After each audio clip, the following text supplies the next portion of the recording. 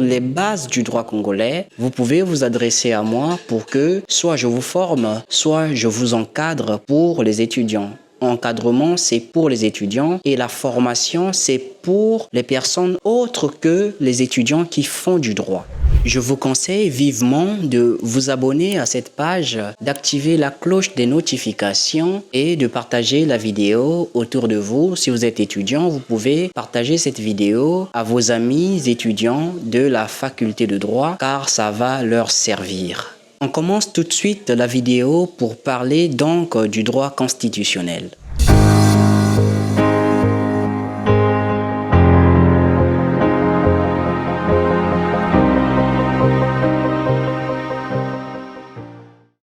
Ceux qui ne savent pas c'est quoi le droit public, il est important de noter que le droit est divisé, il est saucissonné en deux branches principales.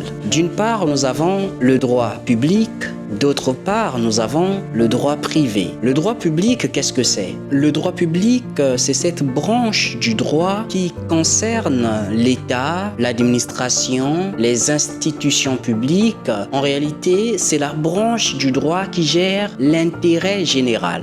En revanche, le droit privé, c'est une branche du droit qui gère les rapports entre les individus, les rapports des individus entre eux. On parlera de notions de propriété, on parlera de notions de commerçant, qui est commerçant, qui peut avoir la qualité de commerçant, qui peut posséder un bien, qui peut être propriétaire d'un bien, tant de notions qui gèrent les rapports entre les individus, les rapports entre les personnes dans une société, dans un État. Le droit public, c'est ce droit qui gère l'État et les institutions publiques, la séparation des pouvoirs et autres. Et le droit privé, c'est cette branche du droit qui gère les rapports entre les personnes, les rapports entre les individus. Je vous ai fait une vidéo traitant bien évidemment de ce sujet-là. Je vous mets le lien juste ici. Cliquez sur ce lien pour aller voir cette vidéo qui traite de la summa divisio, c'est-à-dire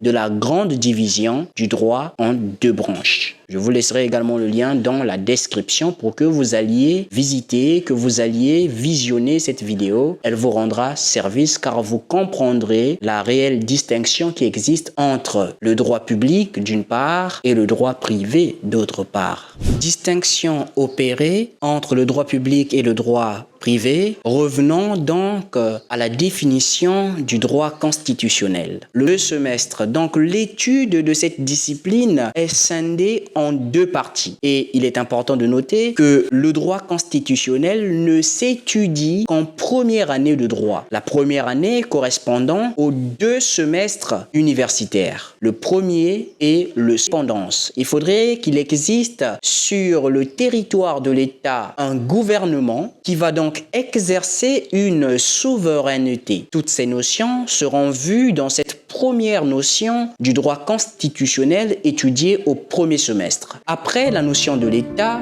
d'abord il faut savoir ce que c'est. Si on suit Jean Gicquel et Éric Gicquel dans leur ouvrage intitulé Droit constitutionnel, on se rend compte que l'État en réalité est un groupement d'hommes fixés sur un territoire déterminé sur lequel s'exerce une autorité politique exclusive. Si on suit cette définition, on se rend compte que dans celle-ci, on retrouve les éléments constitutifs de l'État que j'ai mentionnés un peu plus loin. La population, le territoire et la souveraineté que Jean Gicquel et Jean-Éric Gicquel qualifient d'autorité politique exclusive. En réalité, ils font référence au gouvernement, cette autorité politique exclusive. Donc, eux, ils définissent l'État tenant compte des éléments qui le constituent. Mais ce n'est pas l'unique définition de l'État qu'on peut trouver. On verra toutes ces différentes définitions lorsque nous allons traiter de ces notions individuellement.